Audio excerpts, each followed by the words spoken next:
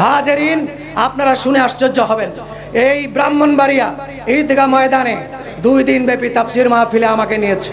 আমি জানি না যে সেখানে বহু আল্লাহর ওলিদেরকে বেইজ্জত করেছে, আল্লামা জলিল সাহেবকে সেখানে বেইজ্জত করেছে, আমার জানা নাই। আমি সেখানে গিয়েছি, ব্রাহ্মণবাড়িয়ার সবচেয়ে বড় এক মাদ্রাসার মুফতি, তিনি সেখানকার সভাপতি। আমাকে আগে বলে দিলেন, মাওলানা সাহেব আপনি নতুন নতুন মানুষ, এখানে আল্লাহুম্মা সাল্লি আলা কয়ে ঠেলা মারবেন না, তাইলে আপনার জান শেষ। বহু আলেম এখান থেকে বেইজ্জত হয়ে গেছে। আমি চিন্তা করলাম, খাইছে রে, এমন এক জায়গায় আসলাম, ঠিক আছে হেকমত করতে হবে, তাই না? সব জায়গায় সরাসরি তলোয়ার চলে না, একটু হেকমত। সেখানে আমি সেই দিন প্রথম দিন তাফসীর সূরা নামাল করেছি, সূরা নামালের তাফসীর শুরু করেছি। আমি দরুদ শরীফ জোরে পড়ি নাই, ওদের কথা মতো আল্লাহুম্মা সাল্লি আলা সাইয়্যিদিনা মুহাম্মাদ, ওরা মামাসি খেদায় পেন পেন পেন পেন করে, এই ওদের দরুদ। আরে আমার নবীর প্রতি রহম হোক, এই কথা বলতে তোদের এত লজ্জা? নতুন বরের মতো মুখে রুমাল দিয়ে বলতে হবে না? আমি বললাম প্রথম দিন কি করব, দরুদ শরীফ পড়ে কোন রকম তাফসীর শুরু করলাম। আল্লাহকে বললাম, খোদা আজকের এই তাফসীর যেন এখানে আমার নবীর শান প্রতিষ্ঠা করতে পারে, তুমি আমার মুখ দিয়ে তা বের করে দাও। এমন এক জায়গায় নিয়ে তাফসীর রেখে দিলাম, বললাম আজকে আর নয়, আগামীকালকে। পরের দিন আপনারা যতগুলো লোক হয়েছেন তার থেকে আরো 1.5 গুণ বেশি হবে। এত লোক হলো, ঈদগাহ ময়দান কানায় কানায় ভরে গেল। ওরা মাদ্রাসার প্রায় 12-14 জন শিক্ষক, 100 জন ছাত্র চতুর্পাশে ঘিরে বসে আছে। ওরা তো জানে যে হুজুর তো আর দরুদ পড়বো না, পেয়ে গেছি গা হুজুরে। পরের দিন মাশাআল্লাহ আমি আল্লাহুম্মা যেই টান দিছি, দরুদ শরীফ যেই পড়ছি, আর আজকে কপালে যা আছে, যেই দরুদ শরীফ পড়ছি, হট করে একজন দাঁড়ায় গেল, কি করেন কি করেন, এক ধমক দিছে আমারে। আমার কান গরম হয়ে গেছে, ইয়া আল্লাহ। আমি বললাম, চোখটা বন্ধ করে রওজা শরীফের দিকে তাওয়াজ্জু করলাম। আমি বললাম, হুজুর আমি মার খাই, যদি আপনি খুশি হন তোরা মারুক, আমার মতো আদনা গোলাম আমার পিঠে ওরা মারবে, আমি ছাড়বো না এদেরকে, আমি দরুদ পড়বো। ওরা আমাকে মারবে, যতগুলা পিটান দেবে, আপনার কি কষ্ট লাগবে না হুজুর? আপনার আদনা একটা গোলাম মার খাচ্ছে, আপনি একটু এদিকে নজর দেন। চোখটা বন্ধ করে কয়েক মিনিট পর আমি বললাম, দেখেন ভাই, এই বেদাতটা ছাড়া আমি আসলে পারবো না, আমি তো মেহমান মানুষ, ওয়াজ করতে হবে আমাকে এমন কথা নয়। আমি তাফসীর করেছি, বাকি তাফসীর আপনারা করেন, আপনারা ওয়াজ করেন, আমি শুধু বসে বসে শুনবো, আমি চলে যাব, আমি এই বেদাত ছাড়া পারবো না। এই নেন মাইক। যেই দিছি, রসুলের তাওয়াজ্জুহ কি জিনিস দেখুন, যেই দিয়েছি, এখন চুপচাপ। এখন কি করবো? আমি যদি জোর করে বলতাম আমি পড়বোই, তাহলে মারতো। আমি ঠিক আছে ভাই পড়বো না, আমি ওয়াজও করবো না, আমাকে তো আপনারা কিনে আনেন না, ঠিক আছে আপনারা করেন। এখন জনগণ একজন করে দাঁড়ায়, কি হলো কি হলো কি হলো কি হলো কি হলো, খারাইতে খারাইতে সব খারাই গেছে। এখন কয় এই জঙ্গলগুলারে ধর, এই জঙ্গলের এখানে কে আনছে? এরা আমাদেরকে বাইরের আলেমের কথা শুনতে দেয় নাই। যেই কইছে জঙ্গল ধর, বড়টা যেটা সভাপতি, যেটা ধমক দিছিল, ওরে কয় শিগগির হুজুরের পায়ে ধর, শিগগির শিগগির। আর ওইটা আইসা অগর তো পাও টিপার অভ্যেস আছে, ওরা আমার পায়ে টিপে আর কয় ফারুকি ভাই কোন কোন মিলাদ পড়েন পড়েন পড়েন পড়েন পড়েন। পাও টিপে আমার ব্যথা কমায় হালাইলো। আমি চিন্তা করলাম যে লেবু আর বেশি চিপা যাবে না, আর বেশি চিপলে তিতা হয়ে যাবো গা, এই বেটাদের চাবুক বেশি হয়ে গেছে। এবার আমি চুপ করে বললাম, ভাই থামেন, আমি তাফসীর করবো ইনশাল্লাহ, বসেন। সবাই বসলো। বলে ভাই তাফসীর করব, তার আগে আমাকে 10টা মিনিট সময় দেন, আমি যা বলি তা শুনবেন। বলে হ্যাঁ বলেন। ব্যাগের থেকে একটা কিতাব বার করলাম, নাম হলো তাসাউফ তত্ত্ব। কে লিখেছে? শামসুল হক ফরিদপুরি সাহেব। আপনারা বলেন উনি কি পাগল না ছাগল? বলে একটাও না, উনি আমাদের সদর সাহেব। বলে সদর সাহেব? বলে হ। এই যে সদর সাহেব বলেছেন, বাকি রহিল মিলাদ ও কিয়াম, এটা শরীয়তের কোনো বিষয় নয়, এটা তাসাউফের বিষয়। যার অন্তরের মহব্বত যতটুকু সে সেভাবেই পড়বে, তাতে কারো আপত্তি করা উচিত নয়। একজনও যদি দাঁড়াইয়া যায় ইয়া নবী সালামু আলাইকা বলে, বাকি সকলের দাঁড়ানো ওয়াজিব। না দাঁড়াইলে রাসূলুল্লাহর সঙ্গে বেয়াদবি হবে, বেয়াদবি করার কারণে ঈমান নাও থাকতে পারে। বলে এই যে কিতাব, এটা কি আমার কথা না আপনাদের কথা? সবাই কয়ে এটা তো আমগো কথা। বলে তাহলে আমার দোষ কি, ওরা আমারে মারে কে? এই কয়ে যেই তাকাইছি দেখি একটাও নাই, পিছনে কাপড়ের তল দিয়ে সব গেছে। আমার মন খালি, সব ভাগছে। আমি রাত 4টা পর্যন্ত ওয়াজ করে দাঁড়াইয়া মিলাদ কিয়াম করে দোয়া করে তারপরে ওরা রাত্রে আমাকে হুন্ডা দিয়ে গাড়ি দিয়ে ভৈরব পার করে দিয়ে গেল। আমি মাইরও খাইলাম না, কিচ্ছু না। আচ্ছা তোরা আইসা পড়লাম। পরে ওরা খবর দিছে, হুজুর এই ব্রাহ্মণবাড়িয়ার জমিনে পিছনের জীবনে কোনোদিন এত বড় মাইর এরা খায় নাই। আজকে যে মাইর খাইছে এরা, এই মায়ের জীবনেও খায় নাই। এটা কি আমি ফারুকের ক্রেডিট না আমার নবীর কদমের তাওয়াজ্জু? আমার নবীর এই চর, এই থাপ্পড় ওরা খেলো। কার থাপ্পড় খেলো? আমার নবীর থাপ্পড়। আমি নিজে 1989 সালে সৌদি আরব গেছি প্রথম। আমাকে নিয়ে গেছে হাজী সাহেবদের খেদমতের জন্য ভিসা দিয়ে। আমি খুশি হয়ে গেছি। আমার সঙ্গে আরো বহুত আলেম, প্রায় 100 জনের মতো। ওখানে গিয়ে দেখি সব প্রতারণা, মিথ্যা কথা। আমাদেরকে নিয়ে গেছে সুইপারি করার জন্য, পায়খানা সাফ করাবার জন্য। সবাই কান্দাকাটি, আমিও কাঁদতেছি। খোদা, আমি তখন মসজিদের ইমাম। আমার মুসল্লিরা যদি আইসা জেদ্দা থেকে নাইমা যদি পায়খানার মধ্যে গিয়ে দেখে ফারুকি সাহেব, তাহলে আমাকে কি করবে? এই চিন্তায় আমি কাঁদতেছি। খোদা, এই বেইজ্জতি তুমি আমাকে করলা, কি করবে এখন খোদা? কানতে কানতে কানতে কানতে আমার জ্বর এসে গেল। ভুট্টার রুটি আর দুমবার গোস্ত খাইছি, খাইয়া আমাশা হইল। আর আসলো জ্বর। জ্বর আর আমাশা একবারে দিন দুনিয়া পুরা হারাইলাম, কিচ্ছু বুঝি না। আর আমার বাকি যারা ছিল সবাইকে ওই দুনালা একটা করে পিন্দায় দিছে, দিয়ে একটা করে হাতে দিছে। পায়খানা ওরা সাফ করতেছে, ঘাট ধরে নিয়ে গেছে। আমি অসুখ হওয়ার কারণে বেঁচে গেলাম। জয়নুল আবেদিন রাদিয়াল্লাহু তাআলা আনহু অসুখ হওয়ার কারণে শাহাদাত থেকে বেঁচে গেছেন, আর আমি অসুখ হওয়ার কারণে পায়খানা থেকে বাঁচছি। পায়খানা করার থেকে বাঁচলাম, সাফ করার থেকে। এবার অসুখ হইলো, ওরা আমার কেউ নেয় না। 7 দিন জ্বরে পড়ে আছি। 7 দিন পর ওরা আমাকে যাইসা বললো, please you go back to Bangladesh because you will go to die. তুমি তো মারা যাবা, এখানে মরলে 3 মাস ফ্রিজে থাকা লাগবে, কবর কপালে জুটবে না। দরকার কি দেশে গিয়ে মরো, তোমার টিকিট ওকে, কালকে তোমার ফ্লাইট। আরো কান্দাকাটি, খোদা মক্কা শরীফ দেখলাম না, মদিনা শরীফ দেখলাম না, আমারে তুমি ঘাট ধরে দেশে পাঠিয়ে দিলা। কি অপরাধ করছিলাম আমি? কেন আমারে তুমি এই বেইজ্জতি করলা? তখন আমি এইরকম কঠোর সুন্নি ছিলাম না।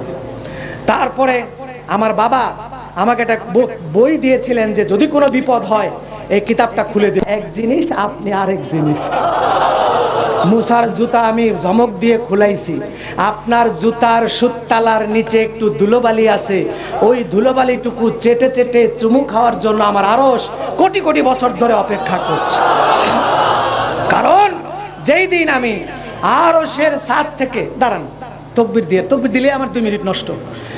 এই যেদিন আমি আরশের ছাদ থেকে এই নূর মুবারক আমি আদমকে দেই, আদমের কপালে দেই, সেদিন আরশ চিৎকার করেছিল, ও খোদা আপনি আমার নূর কেন নিলেন, আমার নিয়ামত কেন নেবেন?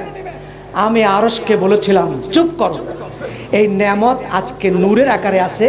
এই নিয়ামত যিনি পরিপূর্ণ মানুষ হিসেবে তোমার কাছে আরেকদিন ফিরে আসবে, সেদিন তুমি এই নূরকে চুমু দিও। আরশ সেদিন খুশি হয়ে সেই দিন থেকে অপেক্ষায় আছে। আজকে সেই স্যান্ডেল আপনি পায়ে দিয়ে আরশের ভেতরে ঢুকেন, আরশ স্যান্ডেল চুমু দেবে।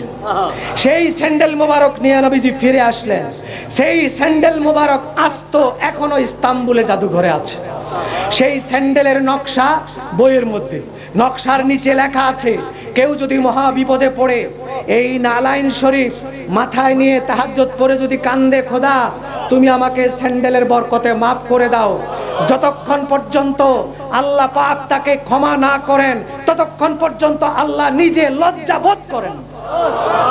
আমি তাড়াতাড়ি স্যান্ডেলটা নিয়ে চলে গেলাম। কোথায়? মসজিদে গেলাম। গিয়ে মাথায় নিয়ে বললাম, খোদা তুমি যদি আমারে বেইজ্জত করো, এই যে হুজুরের স্যান্ডেল করো, এখন কিভাবে বেইজ্জত করবো? আমি পেয়ে গেছি গা, আমারে বেইজ্জত করো না গো খোদা।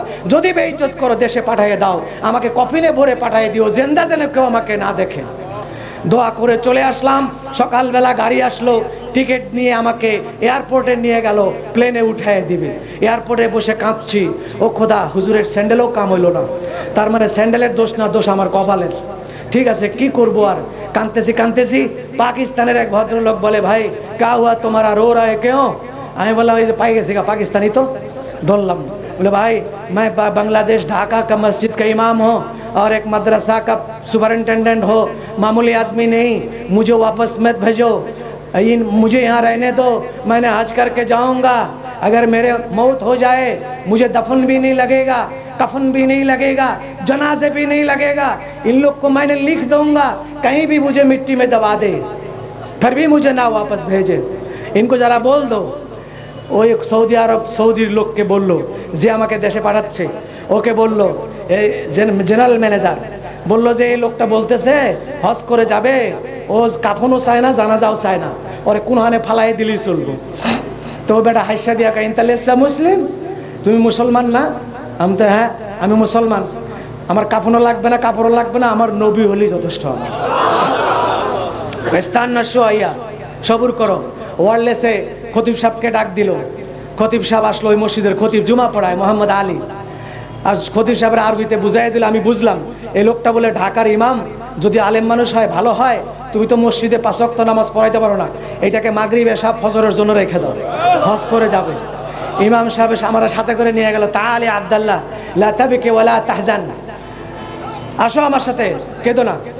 গেলাম, আউয়ালান তাআজ্জিন বাদাইন সালাত। আমি তখন আরবি ভালো বলতে পারতাম না। আগে তুমি আজান দাও, তোমার আজানেই কয়ে দেবো তুমি ইমামতি পারবা কিনা।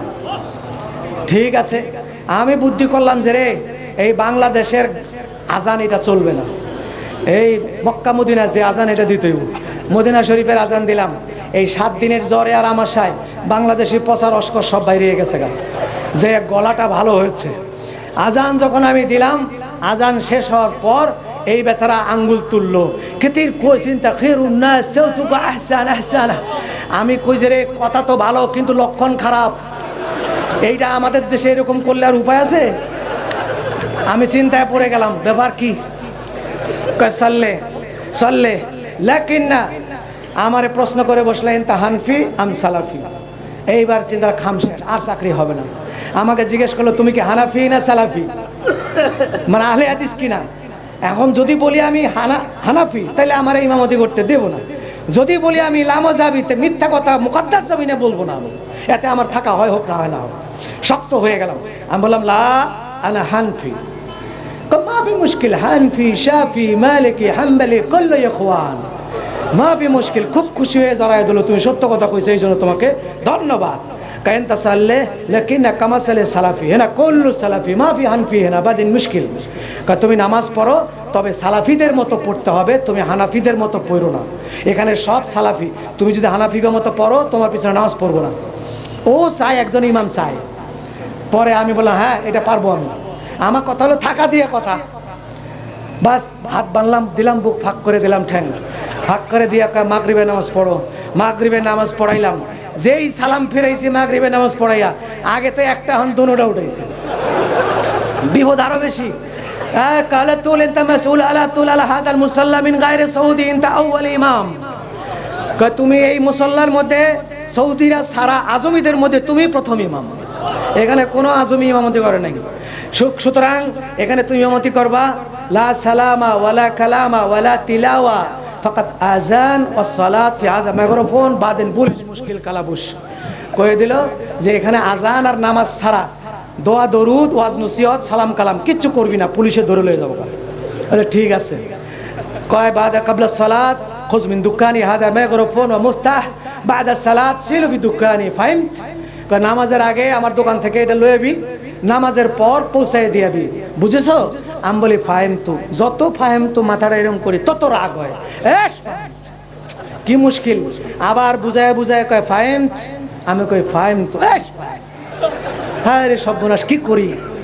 আর এক বাঙালি পেছন দিক থেকে আমার ইশারা, ওর পেছন দিক থেকে ইশারা দিয়ে হুজুর এমন করেন না, এরকম করেন, এরকম এটাও করেন নাম, আর এটা হইলো নো দাইনে মায় মামা মাথা।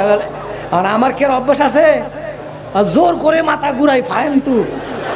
এইবার এইবার ঠিক হয়েছে, চাবি চুবি দিয়ে দিল, আমি চলে গেলাম। নামাজের ইমামতি শুরু হইল, আমার সাও শেষ, জ্বরও শেষ, একটা বড়িও খাওয়া লাগে না।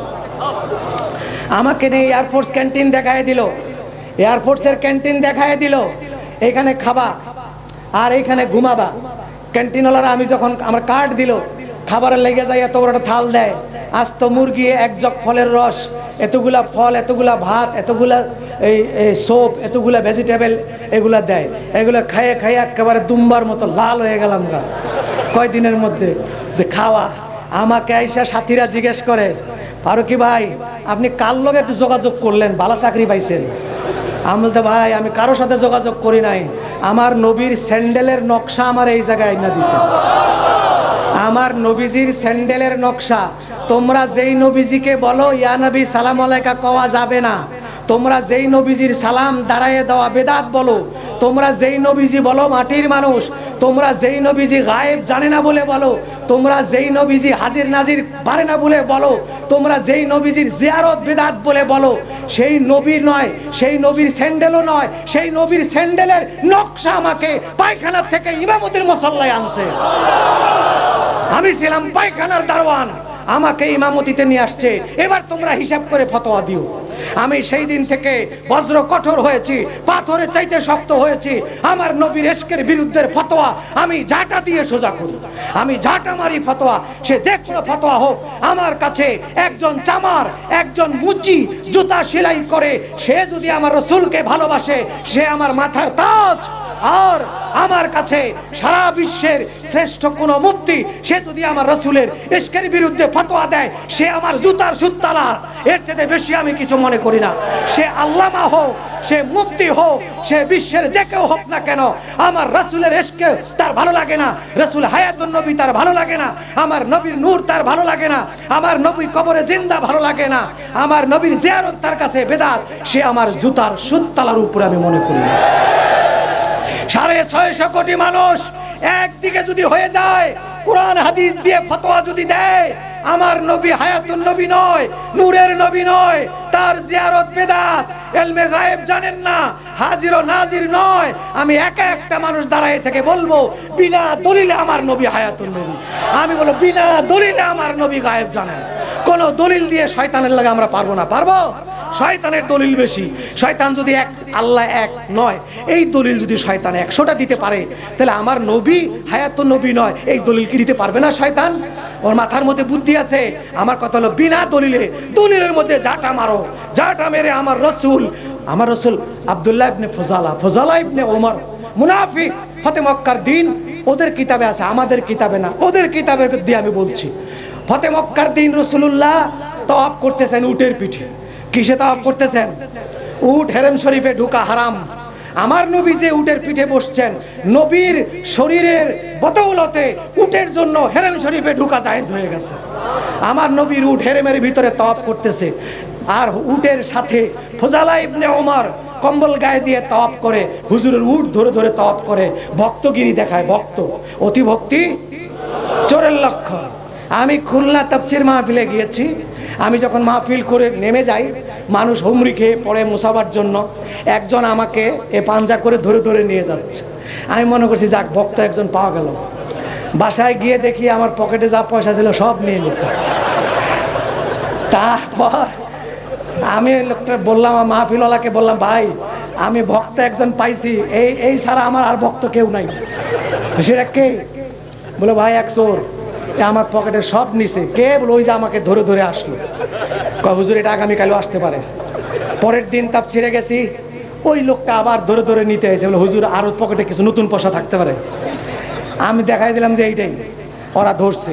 বাসায় নিয়ে যায়, এখন সব মারবে কাটবে। আমি বললাম রাখেন, মারতে হলে আমি মারবো, আপনারা চলে যান। সবাই চলে গেল। এটাকে বললাম দেখ, আজকে আমি তোকে ছেড়ে দিলে তোকে কোপ্তা বানায় দিত। কোপ্তা বানাইতো না? বলে হ্যাঁ, এটা ঠিক। আমি যদি তোকে মারতে পারি? বলে হ্যাঁ। তোকে আমি কিচ্ছু করব না, কাউকে মারতে দেব না। তো শুধু একটি কথা আমাকে বল, তো কত টাকা আমার পকেট থেকে নিয়েছিস? বলে হুজুর 1000 টাকা পাইছি। বলে আমি আরো 1000 টাকা তোকে দিলাম। কয় হাজার হইল? 2000। 2000 টাকা দিয়ে আগামীকাল থেকে ওই মাহফিলের পাশে একটা পানের দোকান দিয়ে বসবি। এই দোকানটা তুই চালাবি। আমি আশা করি এই দোকান দিয়ে আল্লাহ তোকে এস্টাবলিশ করে দিবে, তোর আর চুরি করা লাগবে না। গড়াগড়ি দিয়ে কান্দা দিল, হুজুর আপনি আমাকে এইরকম উপকার করলেন। বলে হ্যাঁ, যা। বিদায় দিলাম, রাতে বাসায় পৌঁছায় দিলাম। পরের দিন সে পানের দোকান দিয়ে বসলো। সেই থেকে 13 বছর পর আস্তে আস্তে পানের দোকান থেকে ভলকানাইজিং এর দোকান দিল। ভলকানাইজিং এর টায়ার সেট করার সারে ওইটার থেকে টায়ার কেনা বেচার ব্যবসা। এখন সে টায়ারের ইম্পোর্টার। আজকে জাপান, কালকে ইন্ডিয়া, পরশু ইন্দোনেশিয়া। সে টায়ারের ইম্পোর্টার। এখন আর আমার সাথে দেখা করার সুযোগ তার নাই। আর এই চোর ইম্পোর্টার হয়ে গেল, আন্তর্জাতিক মানের ব্যবসায়ী হয়ে গেল। এটা আমার রাসূলের নজরে করম রহম, আমার জন্য নয়। হাজেরিন, সেই স্যান্ডেলের নকশা যদি আমাকে বানাতে পারে, যদি পায়খানার থেকে আমাকে পেশ মুসল্লায় ইমাম বানাতে পারে, তাহলে আমার নবীকে ভালোবেসে যদি একটু সালাম দেয়, তাহলে আমার জায়গাকে আল্লাহ জাহান্নাম থেকে পাল্টাইয়া দোজক থেকে পাল্টাইয়া বেহেশত করতে পারেন না? দুনিয়ায় যদি আমাকে পায়খানার থেকে বের করে আল্লাহ আমাকে ইমামতির মুসল্লায় দেন, তাহলে আখিরাতে আমার নবীকে ভালোবাসতে বাসতে যদি আমি কবরে যেতে পারি, তাহলে আমার কপালে যদি জাহান্নামও লেখা থাকে, জাহান্নাম থেকে আমার আল্লাহ আমাকে আমার নবীর ওসিলায় বের করে বেহেশত দেবেন।